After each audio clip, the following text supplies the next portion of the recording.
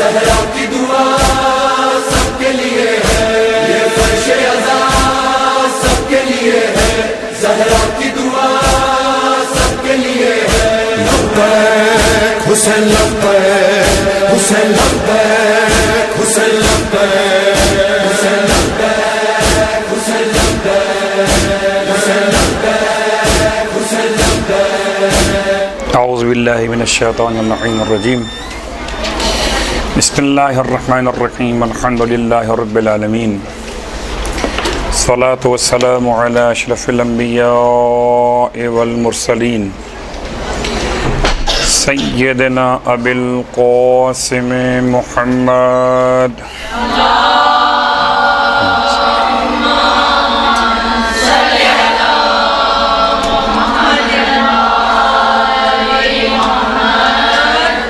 वक़ला अहल बैतिहि तय्यबीन अत्ताहिरीन वल्लानतु दाइमतु अला क़अदाइहिम अजमईन अम्मा बाद।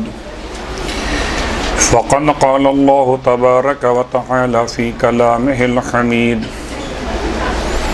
व फ़ुरक़ानिहिल मजीद क़ौलुहुल हक़्क़ व हुवा अस्दक़ुल क़ाइलीन। बिस्मिल्लाहिर रहमानिर रहीम। वमन युअज़्ज़िम शआइरल्लाहि फ़इन्नहा मिन तक़वल क़ुलूब। तमाम तारीफ़ें शहीदों के परवरदिगार के लिए और तमाम हदिये दुरूद व सलाम शहीदों के सैयद व सरदार आपके आबा व अजदाद और आपकी औलाद तय्यबीन व ताहिरीन के लिए। अल्हम्दुलिल्लाहिल्लज़ी जअलना मिनल मुतमस्सिकीन बिल क़ुरआनिल अज़ीम व जअलना मिनल मुतमस्सिकीन बिविलायति अली इब्न अबी तालिब अलैहिस्सलाम।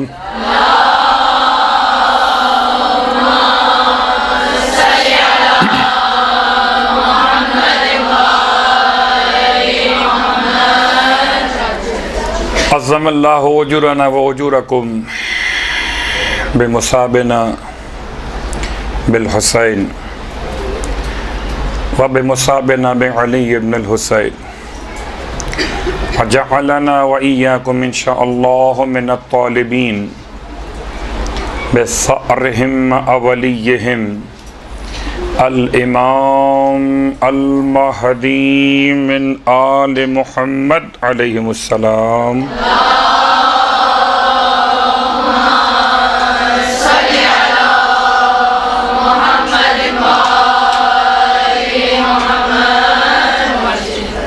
अम्मा बाद, अस्सलामु अलैकुम व रहमतुल्लाहि व बरकातुहू। आप तमाम ख्वाहारान की खिदमत में ताज़ियत पेश करता हूँ, तस्लीत अर्ज़ करता हूँ। 25 मुहर्रम की मुनासिबत के साथ शहादत इमाम सैयद सज्जाद अलैहिस्सलातु वस्सलाम के हवाले से खुदा हमारे और आपके अजर को बढ़ाए। मसाइब इमाम सज्जाद अलैहिस्सलाम में खुदा हमें और आपको इमाम अलैहिस्सलाम के खून के तलबगारों में करार दे, उस इमाम के साथ जो महदी आले मोहम्मद करार पाते। अम्मा बाद, आपकी खिदमत में मुख्तलिफ़ अनावीन के तहत मुख्तलिफ़ उलमाए कराम ने अपनी मारूज़ात को पेश किया है और एक ज़िम्मेदारी मुझ जैसे तालिब इल्म के कांधों पर, जिसको आज़ादारी के हवाले से, मजालिस के हवाले से, बरक़ात आज़ादारी व मजालिस और आसार आज़ादारी व मजालिस। अव्वलन आज़ादारी सरकार सैयदुश्शुहदा ये आज़ादारी का लफ्ज़ असलन ये लफ्ज़ ताज़ियत से माखूज़ है। ताज़ियत यानी कि सोग, आज़ादार यानी कि ताज़ियत पेश करने वाला। ताज़ियत पेश करे अल्फाज में तब भी आज़ादार है, ताज़ियत पेश करे अपने गिरिया और बुका के ज़रिए तब भी आज़ादार है, ताज़ियत पेश करे इजहार रंजो मलाल में मातम करते हुए तब भी आज़ादार है। आज़ादारी की बरकतें क्या हैं, आज़ादारी के आसार क्या हैं, इसको हम तलाश करते हैं। पहले कुरान मजीद फुरक़ान हमीद से बहुत मशहूर व मारूफ आयत का हमने इंतखाब किया आपकी खिदमत के लिए, और बहरहाल आपने समाज इससे पहले भी इसे किया होगा। ये तो फ़र्श अज़ा की बरकत है कि बहुत से मसाइल तो इंसान को पढ़े बग़ैर भी याद हो जाते हैं। वमन युअज़्ज़िम शआइरल्लाह फ़इन्नहा मिन तक़वल क़ुलूब। पूरे कुरान मजीद में 4 मकामात पर परवरदिगार आलम ने लफ्ज़ शआइर को इस्तेमाल किया। 2 मकामात ऐसे कि जहाँ पे इस्तेमाल किया शक्ल नसब में। नसब का मतलब है ज़बर के साथ पढ़ना। 2 मकामात पे इस्तेमाल किया लफ्ज़ कसरा के साथ यानी कि ज़ेर के साथ। वमन युअज़्ज़िम शआइरल्लाह। पूरी आयत की वजाहत कीजिएगा तो एक अलग से लेक्चर चाहिए। मन क्या है, युअज़्ज़िम क्या है, शआइर क्या है, अल्लाह की इजाफत किस माना में है। ये पूरा जुमला अगर शर्त तो जज़ा कहाँ पर है,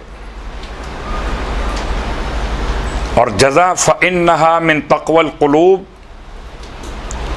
ये जज़ा के बाद का जुमला है, ये ख़ुद जज़ा है। ये पूरी आभास हम खोल सकते हैं और बयान कर सकते हैं अगर सिर्फ आयत पर बहस करना हो।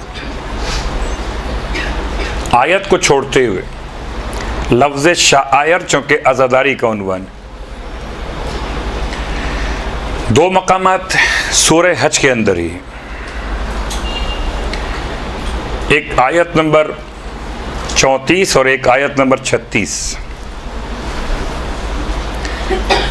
सूरह हज के अंदर ही ये आयतें मौजूद हैं, और अब तो तलाश करना मुश्किल नहीं है, अब तो बहुत आसान है आयतों को निकालना कुरान मजीद से। तो आइए गौर करते हैं कि शआइर अल्लाह का तर्जुमा क्या होगा। शआइर जमा है शईरतुन की, शीन ऐन ये रे गोलते, शईरतुन बरवज़्न फ़ईलतुन। शईरतुन एक अलामत, जमा कीजिए शआइर एक से ज़्यादा अलामत है। आमतौर पर अरबी ज़ुबान में 3 या 3 से ज़्यादा के लिए सीग़े जमा इस्तेमाल किए जाते हैं। इसकी भी मज़ीद डिटेल छोड़ते हुए कि अरबी अदब के एतबार से जमा की भी अक़साम हैं, फ़िलहाल आसान बात करते हैं। शआइर जमा शईरतुन की अलामत, निस्बत दी अल्लाह की तरफ, अल्लाह की अलामतें, जो अल्लाह की अलामतों की ताज़ीम करे।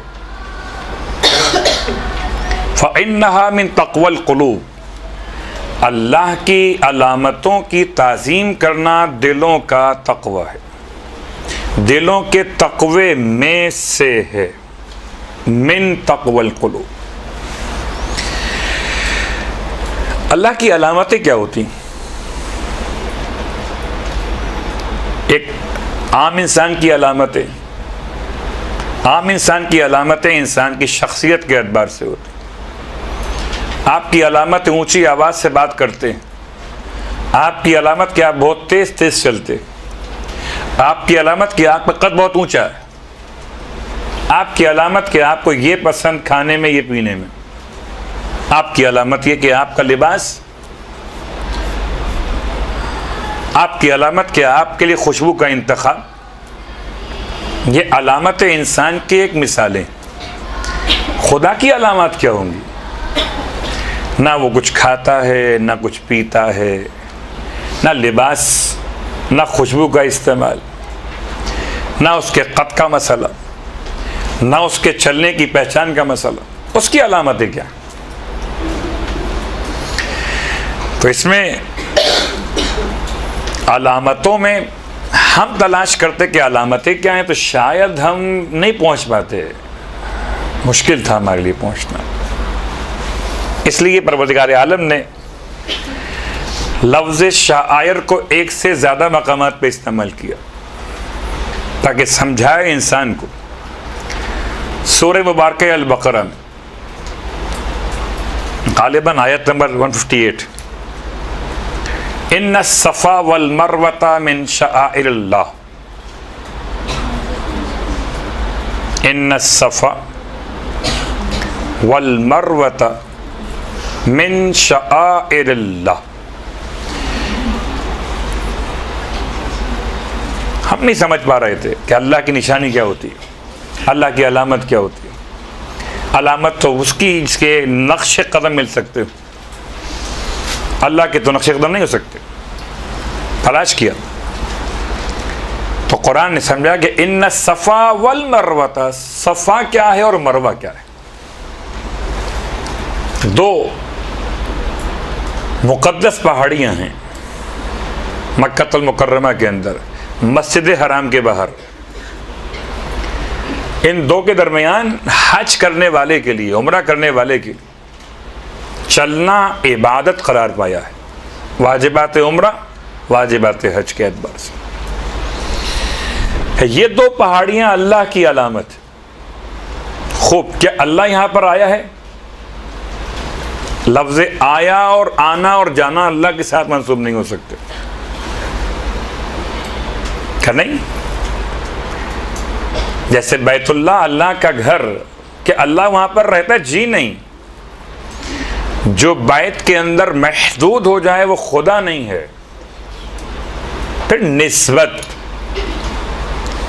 इस घर को निस्बत हो खुदा की तरफ, वो बैतुल्लाह है। जिन दो पहाड़ियों को निस्बत हो अल्लाह की तरफ, वो सफ़ा और मरवा है। अब इसकी अपनी तारीख अलग से, वो अलग मौजू। फिलहाल तो एक आसान लफ्ज़ों के साथ बात मुकम्मल कर।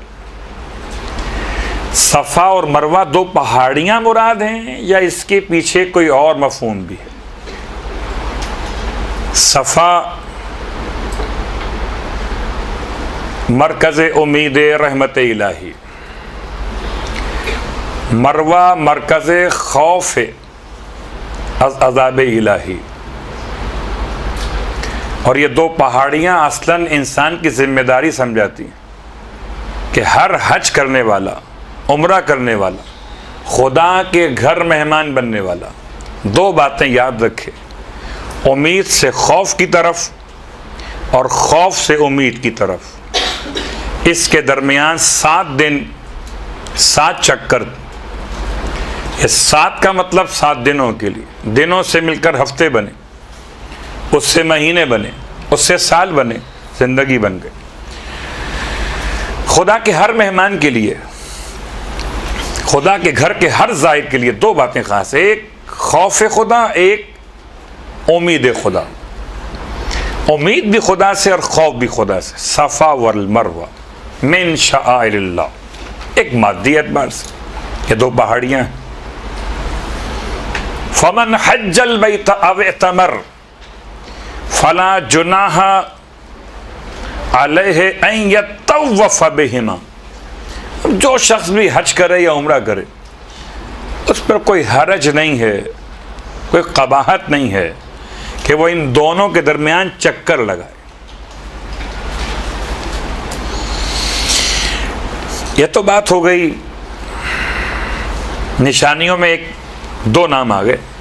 सूरह हज की आयत नंबर 36 आयत नंबर 36 में एक नाम और लिया गया, वल बुदना जअलनाहा लकुम शआइर अल्लाह। और देखो हमने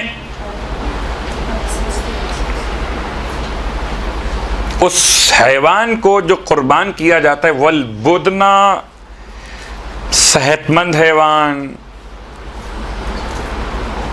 अच्छा सा एक कोई हैवान, वल बुदना ऊंट खास तौर से, जअलनाहा लकुम मिन शआइरिल्लाह, हमने तुम्हारे लिए उसे करार दिया अल्लाह की निशानियों में से। तो 3 बात जमा हो गई, एक सफ़ा, एक मरवा और एक अलबुद्न, यानी कि ऊंट जो कुर्बान किया जाता है। अब तक 3 मकामात से हमने लफ्ज़ शायर को इस्तेमाल किया। चौथा मकाम सूरह अल-माइदा आयत नंबर 2, या अय्युहल्लज़ीना आमनू ला तुहिल्लू शआइरल्लाह, ए मोमिनो अल्लाह के शआइर को हल्का मत समझो, हलाल मत समझो, उनकी हुर्मत को, उनकी इज्जत को। ला तुहिल्लू शआइरल्लाह। अब ये तमाम अल्फाज जमा हो गए हमारे पास कि पूरे कुरान मजीद में 4 मकामात पर शाआइर के लफ्ज़ को इस्तेमाल किया। तो ये 4 मकामात कुछ पैगाम दे रहे थे।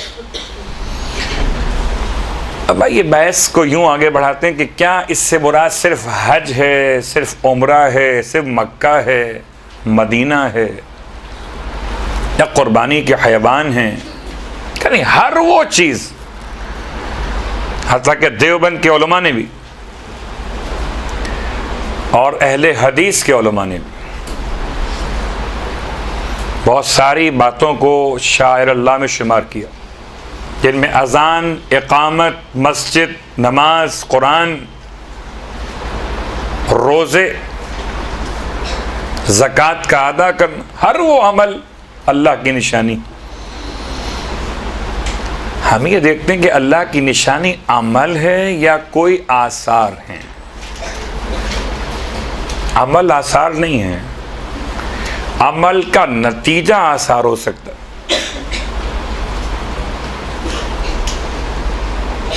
यानी कि अगर ये कहा जाए कि सिर्फ नमाज आसार है, तो जहां नमाज पढ़ी जाती है वो जगह, जहां अजान दी जाती है वो मकाम, कितना आसान सा मसला है कि अज़ादारी सरकार सैयद शुहदा को समझाने के लिए इससे बेहतर और अल्फाज क्या होंगे कि जैसे हर शायर अल्लाह की अपनी एक ख़ास कैफियत कि जो खुदा से करीब करे, हर वो अलामत जो खुदा से करीब करे। आज़ादारी के तमाम असबाब हम सबको करीब करते हैं आका हुसैन से, और हुसैन करीब करते हैं खुदा से, बिल वास्ता और बिला वास्ता। कुछ ऐसी अलामतें हैं अल्लाह की निस्बत के साथ जो बिल वास्ता है, कुछ ऐसी अलामतें हैं जो बिला वास्ता, जैसे कि रिवायत मौलाई मुत्तक़ियान अली इब्न अबी तालिब अलैहिस्सलाम की।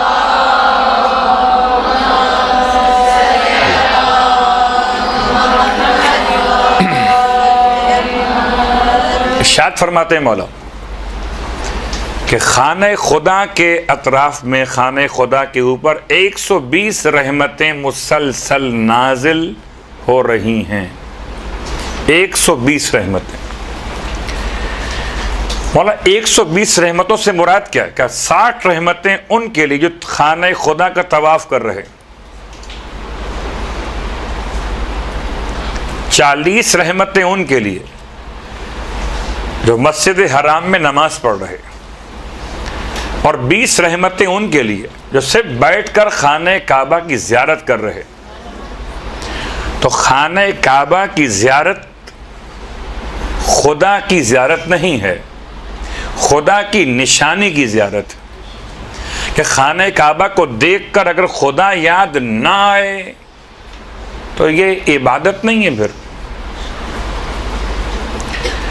खाने खुदा को देखकर खुदा याद आए तो ये इबादत है। अलम को देखकर वफा याद आए, वफा को सोचकर अब्बास याद आए, अब्बास को समझ के हुसैन याद आए, हुसैन को समझ के खुदा याद आए। बिल वास्ता, एक के बाद एक वास्ता बन। और वैसे भी बहुत करीब करीब 2 अनावीन हमारे रहते हैं कि एक ज़िलहज का महीना ख़त्म हुआ, मुहर्रम शुरू हो गया। ज़िलहज का महीना है कुर्बानी की याद, और कुर्बानी की याद में कुर्बानी के हैवानात का एहतराम, उसके तमाम तर सुन्नतों का ख्याल करना कि ये किस तरह कुर्बान किया जाएगा, इसे पानी पिलाइए, इसे पालिए, रखिए घर के अंदर, ये क्या है? कसम खा के कह सकते हैं कि ये वो बहरहाल जानवर नहीं है जो अल्लाह ने ऊपर से उतारा था हज़रत इस्माईल अलैहिस्सलाम के ज़िबा के मौके पर। जो जानवर अल्लाह ने उतारा था वो था अम्र के साथ, ना कि खल्क के साथ। ये जो आप ज़िबा कर रहे हैं ये खल्क वाला है। क्या मतलब? इसके असबाब हैं, कैसे पैदा हुआ ये, इसके असबाब हैं। वो जो आया था वो पैदा नहीं हुआ था, उसे अम्र किया गया था। इन्नमा अम्रुहु इज़ा अरादा शैअन अन यक़ूल लहू कुन फ़यकून, सूरह यासीन। अब आप जो ज़िबा कर रहे हैं ये अम्र नहीं है, ये खल्क। सारे मुसलमान ज़िबा कर रहे हैं, क्यों कर रहे हैं? क्योंकि उन्होंने जनाब इब्राहीम अलैहिस्सलाम ने एक हैवान ज़िबा किया था, तो उस हैवान की याद में अगर हैवान ज़िबा किए जाएं तो ये सवाब का बाइस बने। और अगर कोई खुदा की राह में ज़िबा किया गया हो और उसकी याद मनाई जाए बशक्ल ताज़ियत और सोगवारियत, तो कैसे मुमकिन है कि वो खुदा की अलामतों में से करार ना पाए। रिवायत आपको सुना दूँ, और बहुत एहतियात के साथ इसको आपने कहीं अगर पढ़ना भी हो तो एहतियात कीजिएगा कि बग़ैर सियाक़ व सबाक़ के इसको समझाना बड़ा मुश्किल हो जाता है। क्योंकि हमारे यहाँ सबसे बड़ा मसला ये रहता है कि लोग फ़ौरन तौहीद के हवाले से बात को ले आते हैं। अल्लाह के रसूल के जुमले मासूम के अल्फाज, मन ज़ारल हुसैन बे करबला कमन ज़ारल्लाह बे अर्शही, जिसने हुसैन की ज़ियारत करबला में की अलैहिस्सलाम, उसने अल्लाह की ज़ियारत की अर्श पर जाकर। यहाँ से नादान समझें शायद हमने आका हुसैन को खुदा कह दिया, हालांकि खुदा कब कहा? जैसे मौलाए मुत्तक़ियान के आँखों के लिए ऐनुल्लाह का लफ्ज़, आपकी ज़ुबान के लिए लिसानुल्लाह का लफ्ज़, आपके कानों के लिए उज़्नुल्लाह का लफ्ज़, आपके हाथों के लिए यदुल्लाह का लफ्ज़, आपके वजूद के लिए वलीउल्लाह का लफ्ज़। ऐसे करबला पहुंचकर इंसान को खुदा समझ में आ जाता। कहीं और खुदा समझ में आए या कि नहीं आए, क्या मतलब? क्या यजीद खुदा था?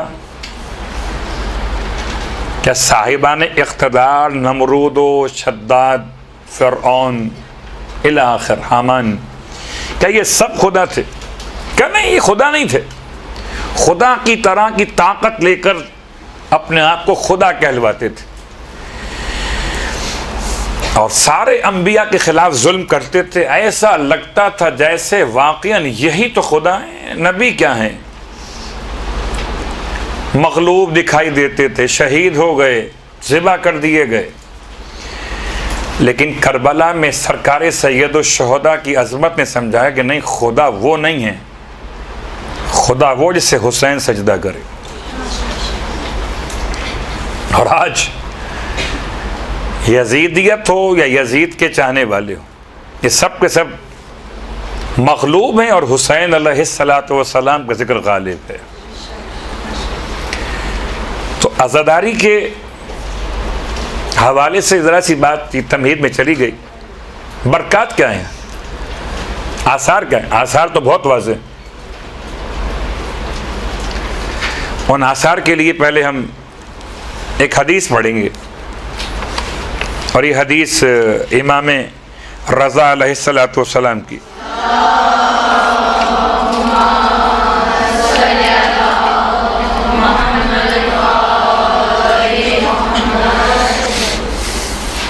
इस हदीस के जो हवालाजात हैं वो नोट आप कर लीजिए चाहें तो पहले। वसाइल शिया जिल्द नंबर 14, उयून इख़बार अर्रज़ा जिल्द नंबर 1, किताब का नाम अल अमाली, शेख सदूक अलैहि रहमा की। 3 किताबों के हवाले। हदीस का रावी कौन है?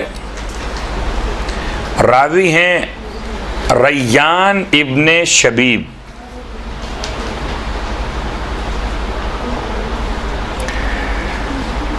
आम तौर पर आप ये रवायत समात फरमाते हैं कि वो यब्ना शबीब, इमाम ने जो इनसे बात की है तो इनका नाम नहीं लिया बल्कि फरमाया यब्ना शबीब, ए शबीब के बेटे। और ये कब का वाक़या है? जबकि मुहर्रम की पहली तारीख रैयान इब्न शबीब इमाम की खिदमत में हाजिर हुए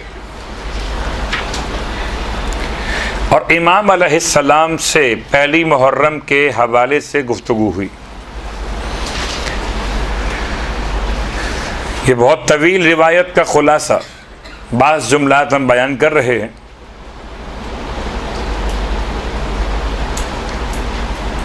इरशाद फरमाया मौला ने, यब्ना शबीब, ए शबीब के बेटे, इन कुंता बाकियन लिशै।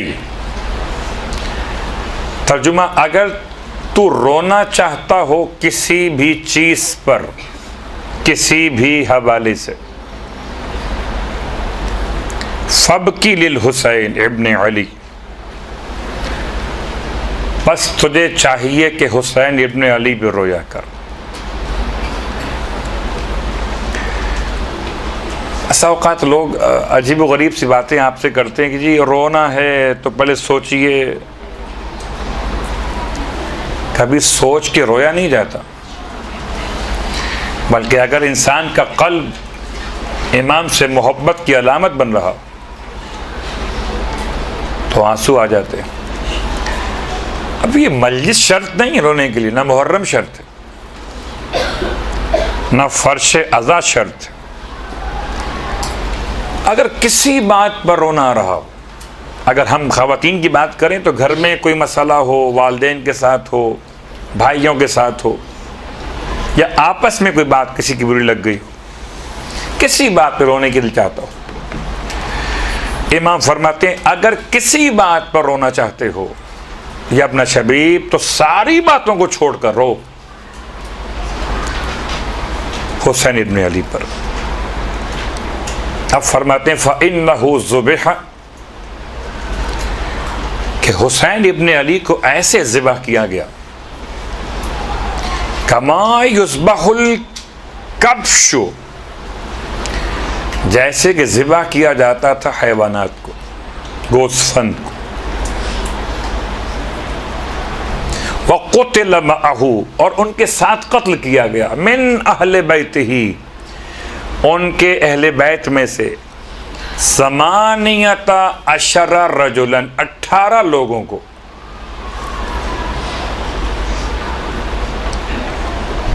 मा लहुम फिल अर्ज़े शबिहून, ये ऐसे 18 थे कि रुए ज़मीन पर इनकी नज़ीर नहीं थी।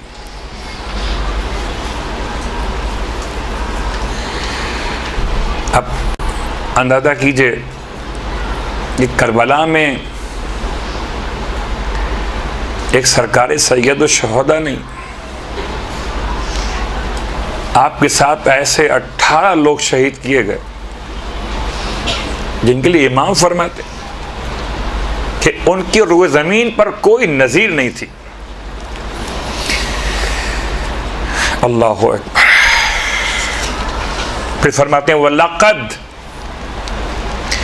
बकतिस समावातु सब वल अर्ज़ून लिक़त्लिही,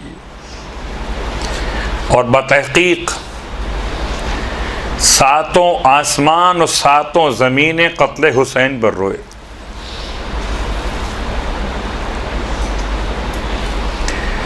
बिल्कुल लफ्ज़ ब लफ्ज़ में आपकी खिदमत में रिवायत के तर्जुमा पेश कर रहा हूँ। यहाँ तक केला अनकाल, फिर फरमाया मौला ने यब्न शबीब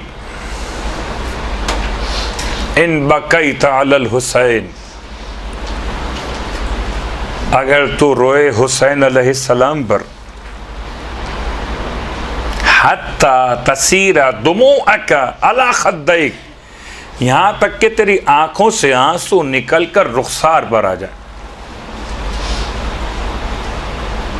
यानी इस हद तक हसासियत है कि बाकायदा इमाम ने आंसुओं की कैफियत को भी समझाया। इमाम का कोई लफ्ज़, कोई हर्फ जो आपने इस्तेमाल किया हो हिकमत से खाली नहीं है, और ऐसा मुमकिन नहीं कि इमाम ने बस वक्त मुकम्मल करने के लिए अल्फाज अदा किए ला हौला वला कुव्वत, ऐसा नहीं है। कभी कभी होता है ना कि आप टाइम पास करते हैं कि मजलिस 10 मिनट की, आपने 5 मिनट और इसको बढ़ा के पेश कर दिया, 15 मिनट की हो गई। एक एक हर्फ, एक एक लफ्ज़ इमाम का नापा तुला है। फरमाया इतना अगर रो तुम हुसैन पर, यहाँ तक कि तुम्हारी आंखों से आंसू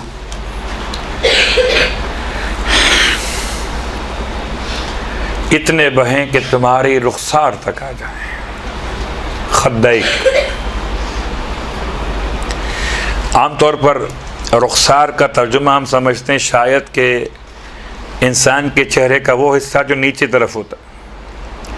रुखसार से मतलब यहाँ से जहाँ से आँख के साथ मुत्तसिल है, ये पूरा चेहरा आपका। गफ़रल्लाहु, अल्लाह बख्श देगा, लका तुम्हारे लिए, कुल्ला ज़म्बिन अज़नबतहु, हर गुनाह को जो तुमने अंजाम दिया हो, चाहे सगीरन छोटा गुनाह हो, काना औ कबीरन या बड़ा गुनाह हो, कलीलन चाहे थोड़ा हो, काना औ कसीरन या ज़्यादा हो।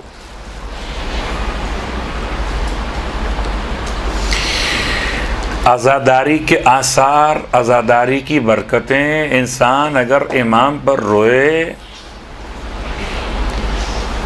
तो इमाम फरमाते हैं खुदा उसके गुनाहों को मुआफ़ कर देगा।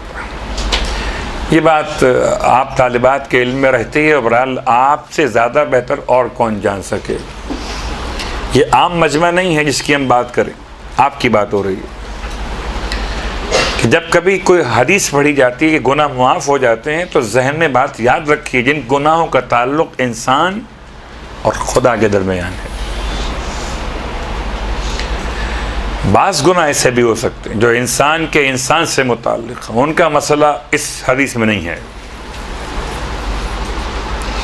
क्यों? इसलिए नहीं है कि खुदा जिन गुनाहों को मुआफ़ करता है वो उसके अपने राइट्स का मसला है। बंदे के हुकूक और उसकी कोताही में अगर गुनाह वाक़े हो जाएं तो ये बंदा माफ़ करेगा ना कि खुदा। इसलिए हुर ने खुदा से मुआफ़ी नहीं मांगी, किससे मांगी? मौला हुसैन से। वो चाहता 2 रकअत नमाज तौबा पढ़ता, गुस्ले तौबा कर लेता, या इस्तग़फ़ार की तस्बीह पढ़ लेता, या आम हमारे और आपके अंदाज में तौबा तौबा कर लेता। नहीं, हुर ने जिसकी बारगाह में ज्यादती की थी उनसे जाके एक्सक्यूज किया, अपोलाइज किया कि माफ कर दीजिए मुझे आप।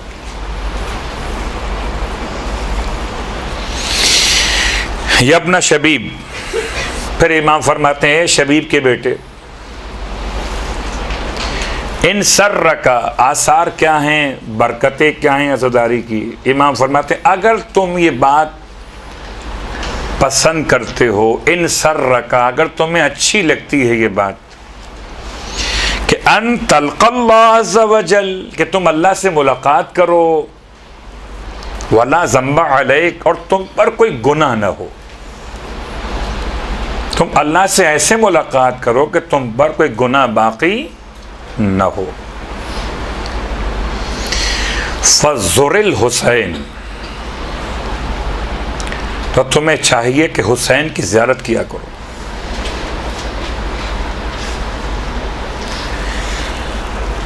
सरकार सैयद शुहदा की ज़ियारत के सवाब तो अलग से बहुत बयान किए गए इस हदीस में,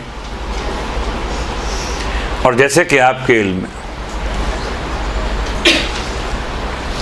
कि गालिबन 2 मकामात पर रावी ने सवाल किया इमाम सादिक अलैहिस्सलाम की बारगाह मुक़द्दस में, जो मौला बताई।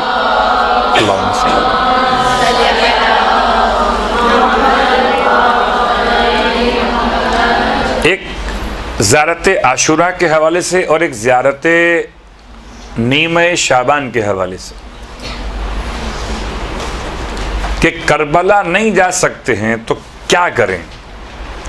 फरमाया इन्हीं कलिमात में जो तुम्हें तालीम किए गए, अपने घर की छत पर जाकर या सहरा में जाकर रुख करो हुसैन की तरफ और कहो अस्सलामु अलैका या अबा अब्दिल। तो ये इसलिए बात को बयान किया दरमियान में कि फज़ुरिल हुसैन, अगर तुम चाहते हो कि तुम अल्लाह से ऐसे मुलाकात करो ए शबीब के बेटे कि तुम पर कोई गुनाह बाकी ना हो, तो तुम्हें चाहिए कि आका हुसैन की ज़ियारत किया करो। तो शायद कोई आज सोचता हो कि हम तो करबला नहीं जा सकते, सरमाया नहीं है, ऐसे हालात नहीं हैं। तो ऐसे अफराद के लिए जैसे रिवायात ने आसान किया, जो हज पर नहीं जा सकते, अल-जुमुआ तो हिज्जुल मसाकीन, तो जुमे की नमाज पढ़ ले, हज के बराबर है मिस्किन लोगों के लिए। या अपने वालिदैन के चेहरे को मोहब्बत से देखें, हज के बराबर है। इसी अंदाज से फज़ुरिल हुसैन,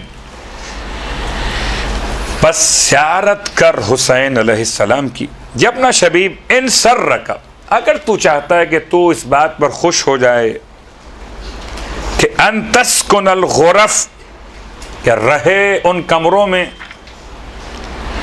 अल मुबय्यना फिल जन्ना, कि जिनको जन्नत में मखसूस तैयार किया गया है, मअन नबी व आलिही, नबी और उनकी आले अतहार के साथ, सल्लल्लाहु अलैहि,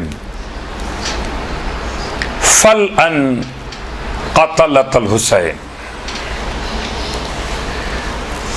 अगर तू चाहता है कि तू रहे जन्नत में उन मखसूस कमरों के अंदर, उन मकामात में, महल्लात जो नबी और उनकी आल के साथ हैं, वो मकामात कि उनमें तू रहे, तो तुझे चाहिए कि आका हुसैन के कातिलों पे लानत किया कर।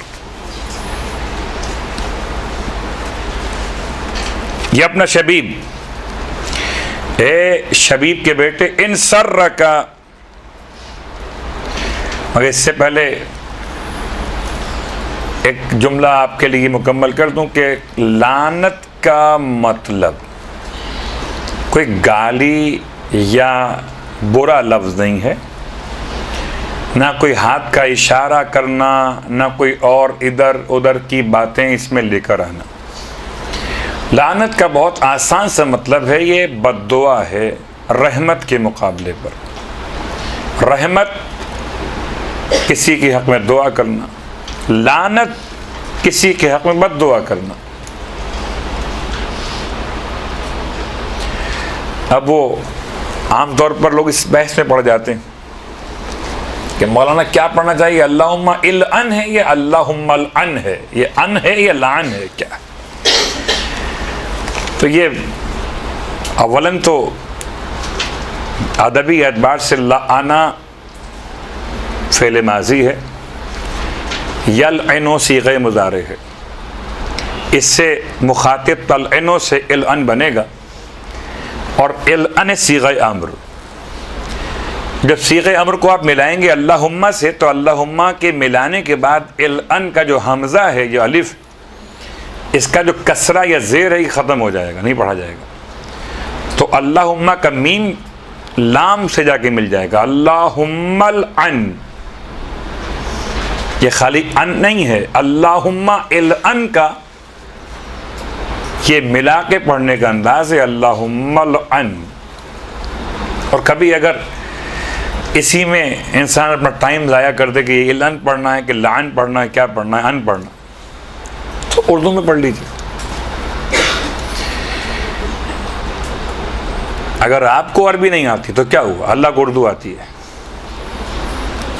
अल्लाह मियाँ लानत कर दे तमाम कातिलों पर, वाला हुसैन के।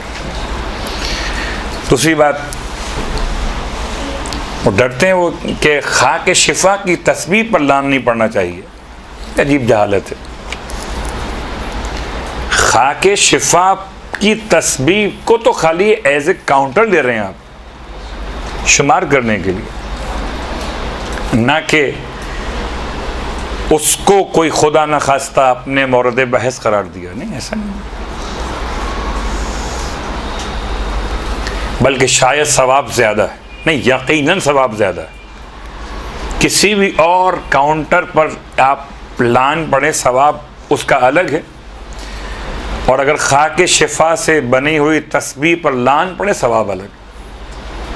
इतना सवाब है कि हर दाना खाके शिफा खुद आपके साथ लानत में शरीक हो जाता है।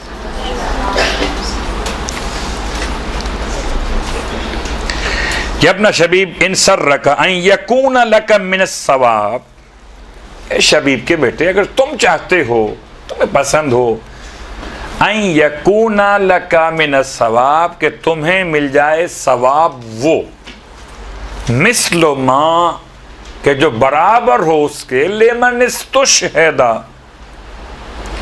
के जो उनके लिए था जो शहीद किए गए आका हुसैन के साथ।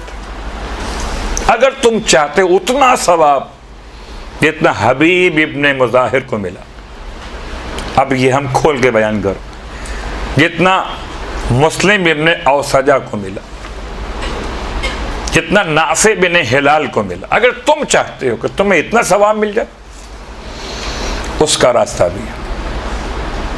फ़कुल, बस तुम कहो, मता ज़करतहु, जब भी तुम याद करो हुसैन को, क्या कहो, या लैतनी कुन्तु मअहुम फअफूज़ा फौज़न अज़ीमा। या लैतनी कुन्तु मअहुम, मअकुम नहीं। आमतौर पर ज़ियारत के जुमलात में आप तिलावत फरमाते हैं मअकुम कहकर, मअकुम जबकि आप खिताब कर रहे हैं, करबला वालों को सलाम पेश करते हुए आप खिताब कर रहे हैं, तो मअकुम कहते हैं।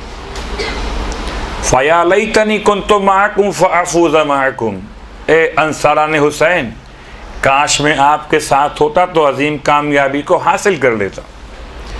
ये ज़ियारत वारिसा का जुमला शहीदान करबला के सलाम के साथ। इमाम फरमाया जब भी तुम याद करो, अगर तुम चाहते तुम्हें उतना सवाब मिले, इतना सवाब मौला हुसैन के साथ शहीद होने वालों को मिला, तो तुम्हें चाहिए जब भी याद करो इनको, हर वक्त कहो जब याद करो, फ़या लैतनी कुन्तु मअहुम, एक काश मैं भी उनके साथ होता, फ़अफ़ूज़ा फ़ौज़न अज़ीमा, तो अजीम कामयाबी को हासिल कर लेता हूँ।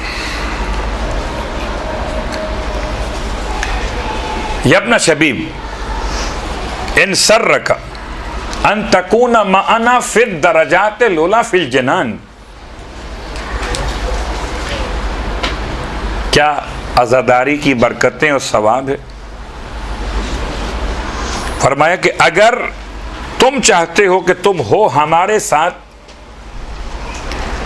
बुलंद दर्जात में जन्नतों के अंदर, फहज़ुन लिहुज़्निना, तो ए शबीब के बेटे बस तुम रंज इख्तियार करो, गम मनाया करो, लिहुज़्निना, हमारे गमों के साथ,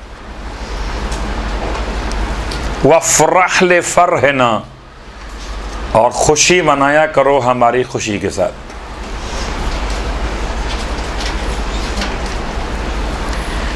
और उसके बाद इमाम का जुमला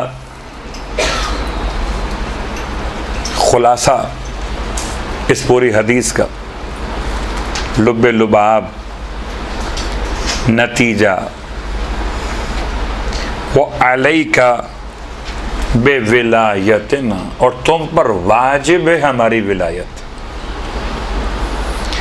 आज़ादारी बग़ैर विलायत के अक़ीदे के नहीं हो सकती। ये सारा सवाब बग़ैर विलायत आले मोहम्मद के अक़ीदे के नहीं मिल सकता। वह अलैका, और तुम पर लाजिम है विलायत। ये बात तो वाज़ेह हो गई। अच्छा, ये बहुत सारी बरकतें ऐसी हैं, ये गालिबन सवात का भी वाक़या है कि वो एक हिंदू खातून, हिंदू तो आपको मालूम है कि हमारे लिहाज से वो नजिस हैं, तो कि अल्लाह को नहीं मानते, का बुतों को मानते। वो आती थी, महल्ले में कोई इमाम बारगाह था, और इमाम बारगाह का जो सिक्योरिटी गार्ड कह लीजिए, या जो वहाँ खड़ा होता था, वो पहचानता था कि ये हिंदू खातून। उसको अंदर आने की परमिशन नहीं मिलती थी। बूढ़ी खातून बाहर रोड पर बैठ जाती थी, आवाज़ मजलिस की वहाँ तक आ रही हो, बाहर बैठ गई। वो रोकता था उसको कि आप अंदर नहीं आ सकते हो, आप हमारा इमाम बारगाह नजिस कर दोगे, मसलन आप हिंदू हो, आप बाहर बैठ जाओ। एक दिन, 2 दिन, 3 दिन उसकी एक आदत बन गई थी आने की, और रोती थी बैठकर बाहर मसाइब सुनकर। है कौन? हिंदू। इंतकाल हो गया उस खातून का। अब नहीं मालूम कि अंदरूने खाना उसके साथ क्या वाक़यात पेश है। जब इंतकाल हो गया तो जो सामने बात आई, आसार आज़ादारी की, उसे जब उसके ख़ानदान वालों ने, घर वालों ने उसे जलाना चाहा, उसकी मैयत को, नहीं जली।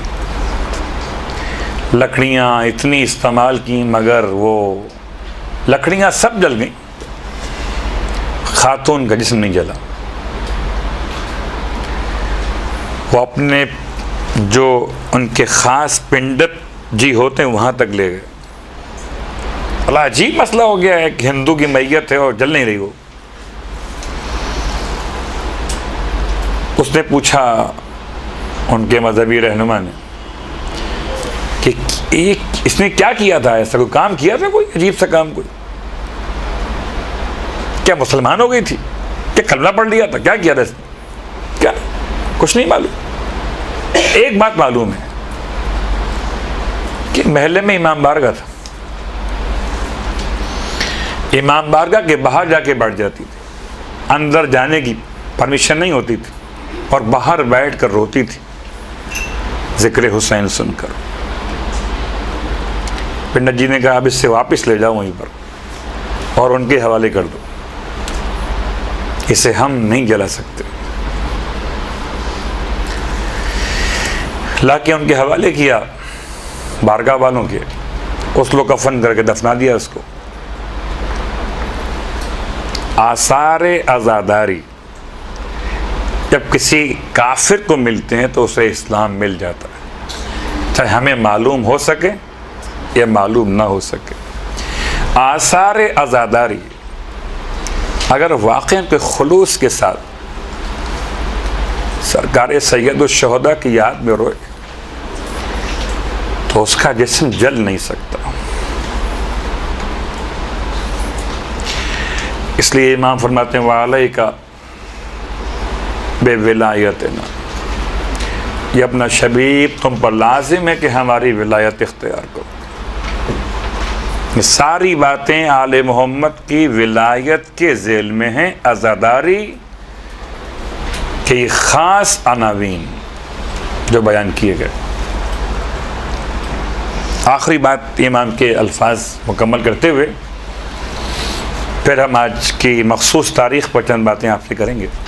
फ़लो अन्ना रजुलन, अगर कोई इंसान हो ए शबीब के बेटे अहब्बा और मोहब्बत करे हजरन किसी पत्थर से लहशरहुल्लाहु मअहु यौमल क़यामत, तो खुदा उसे उस पत्थर के साथ क़यामत में महशूर कर देगा। इसका मतलब अगर कोई पत्थर से मोहब्बत करे तो खुदा उसे पत्थर के साथ महशूर करेगा, और अगर कोई मौला हुसैन से मोहब्बत करे तो खुदा उसे मौला हुसैन के साथ महशूर करे।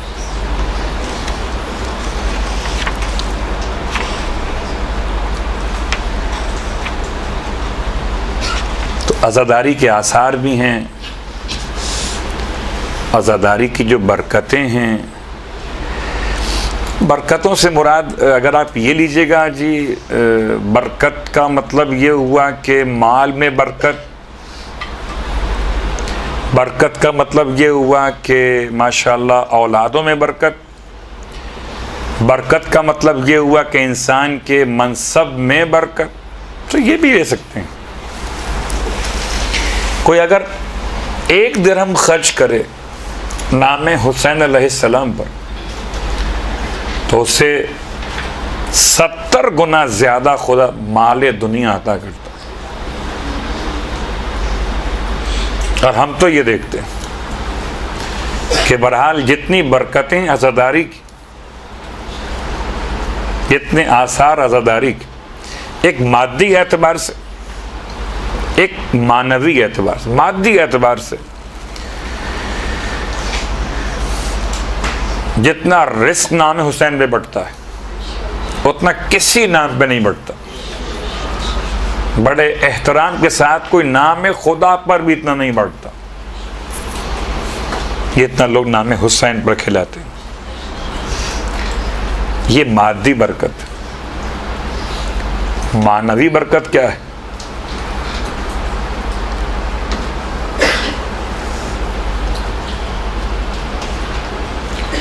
कि अगर कोई फर्श अज़ा पे गुनाहगार आ जाए, अब वो जुमला है आपकी खिदमत में अर्ज़ करूँ, चौथे इमाम के जब आज उन्वान भी है तो एक फरमान सुनने चौथे इमाम के हवाले से इरशाद फरमाते हैं कि रोज़े क़यामत सारी आँखें रोएंगी सिवाय 4 आँखों के।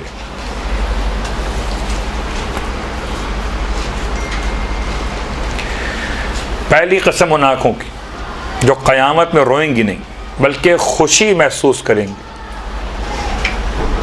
बशारत और फरहत उनके लिए होगी। वो आँख जो खौफ खुदा में रोए। नंबर 2, वो आँख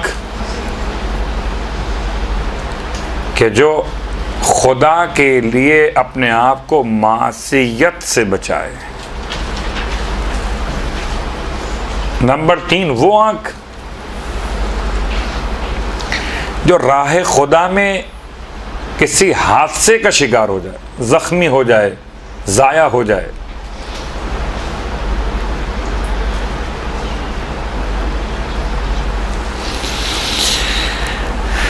नंबर 4, वो आँख कि जो रातों को खुदा के लिए बेदार रहे। तो रोने वाली आँख खौफ खुदा में, गुनाहों से बचने वाली आँख इताअत खुदा में, ज़ख्मी हो जाने वाली आँख जिहाद खुदा में, और रातों को जागने वाली आँख मोहब्बत खुदा में। ये 4 आँखें हैं जो इमाम फरमाते हैं रोज़े क़यामत सारी आँखें रोएंगी सिवाय इन 4 आँखों के कि इनमें फरहत और सुरूर होगा।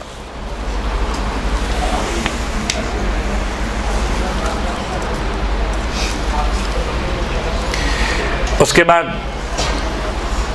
एक और हदीस इमाम रज़ा अलैहिस्सलाम के हवाले से, अल्लाह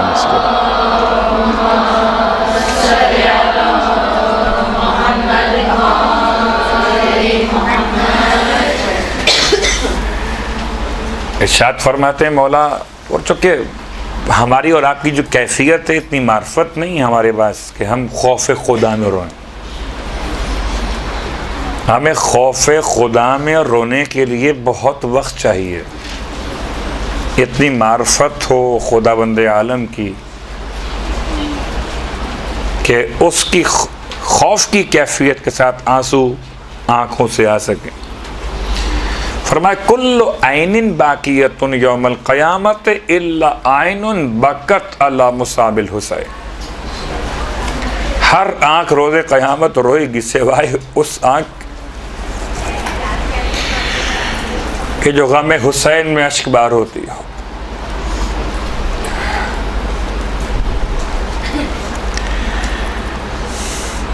सारी आँखें क़यामत में रोएंगी सिवाय उन आँखों के। तो मेरे मौला ने मसला आसान कर दिया।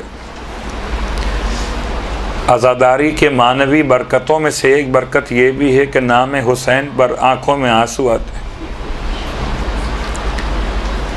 वरना खौफ खुदा में आंसू कहाँ से आते। और उसके बाद फिर इमाम की एक और रिवायत दुआ के बाब में, छठे इमाम अलैहिस्सलाम की रिवायात में से एक रिवायत और भी इरशाद फरमाते, जब किसी ने पूछा मौला से, मौला दुआ में असर कैसे होता है? फरमाया दुआ उस वक्त मांगो जबकि आंखों से आंसू रवा हो। कहता है मौला मुझे तो रोना ही नहीं आता है। इमाम ने इरशाद फरमाया कोई तो ऐसी बात होगी,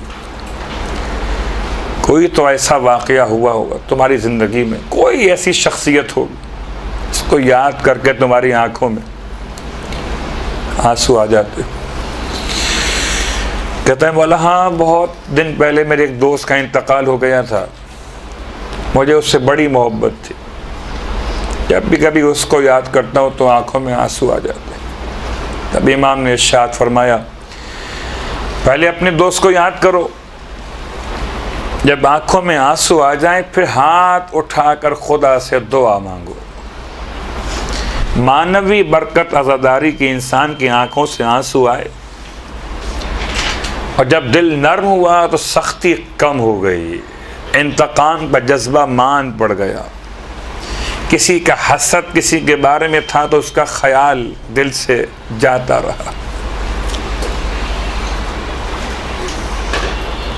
आपको अंदाज़ा शायद हो खुदा का इतना बड़ा एहसान है, इतना बड़ा मौजज़ा हमारे और आपके लिए। दुनिया की सारी अक़वाम रिक़्क़त क़ल्ब के लिए कोई सामान नहीं रखती, अगर इन नाम हुसैन की बरकत है कि हर साल हमारी ऐसी तरबियत हो जाती है कि शायद कोई अपने किसी मरे हुए को न रोता हो, मगर नाम हुसैन पर उसके आंसू निकल आते। इमाम खुद फरमाते हैं अना क़तीलुल इबरत, मैं ऐसा कुश्ता इबरत हूँ, जब भी कोई मोमिन मेरा जिक्र सुनता है तो उसकी आंखों से आंसू बहने लगते हैं।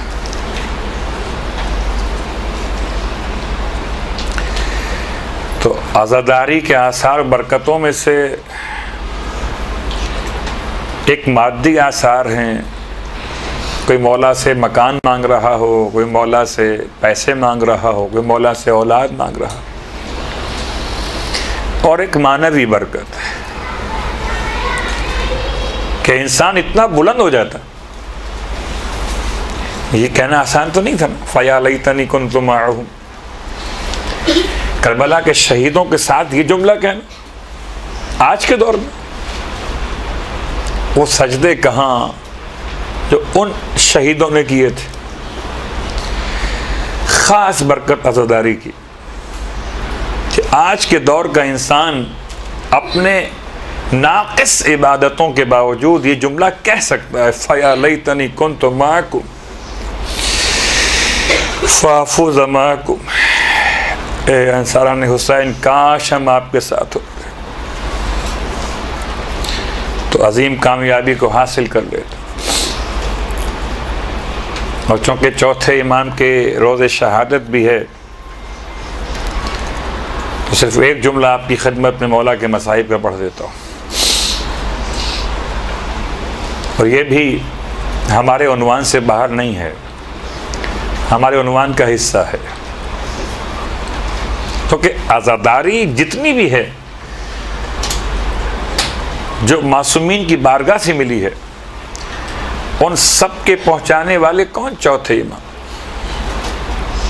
अजीब जुमला मौला के लिए इस्तेमाल हुआ, रईसुल बक्काईन, रोने वालों का सरदार। खुदा का बड़ा एहसान है, जब हम रोते हैं तो हमारा सरदार कोई और नहीं होता। जब हम नमाज पढ़ते हैं तो हमारा सरदार सैयद सज्जाद, ज़ैनुल आबिदीन, सैयद साजिदीन। हम साजिद हैं, वो सैयद साजिदीन। हम इबादत गुजार हैं, वो ज़ैनुल आबिदीन है। और जब हम रोते तो हम बाकीन में हैं, रोने वालों में, वो रईसुल बक्काईन, रोने वालों का सरदार। इतना रोए मेरे मौला कि तारीख़ में इतना ज़्यादा किसी ने किसी को याद नहीं किया होगा जितना चौथे इमाम ने करबला के शहीदों को याद।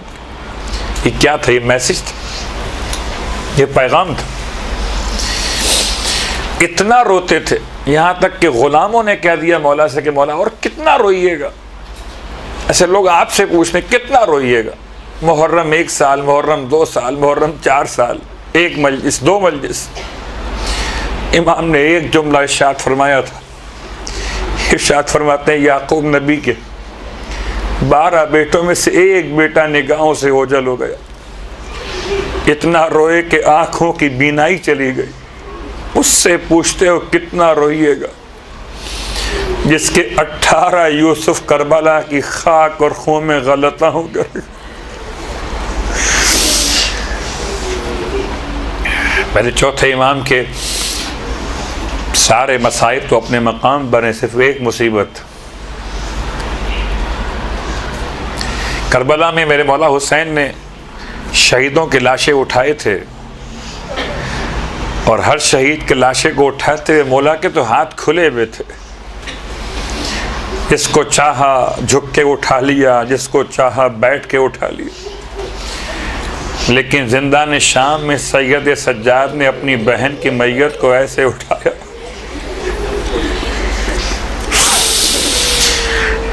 कि मौला के दोनों हाथों में हथकड़ियां थी।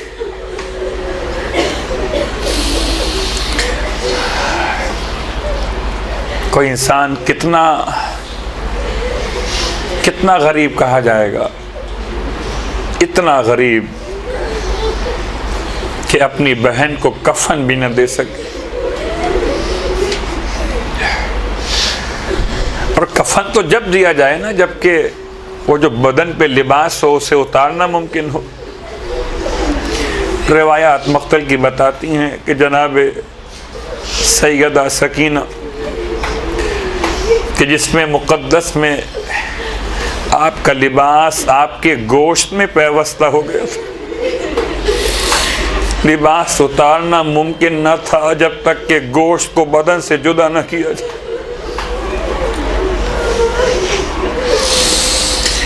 लिहाजा उसी लिबास में आपको दफन किया गया। और आज चौथे इमाम की शहादत का रोज़ है, हम ताज़ियत पेश करते हैं खिदमत इमाम ज़मान में।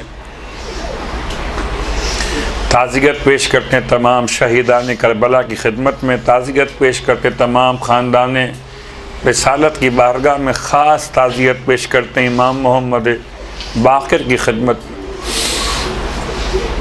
और ख़ास ताज़ियत पेश करते हैं इमाम ज़माना की बारगाह मुक़द्दस में।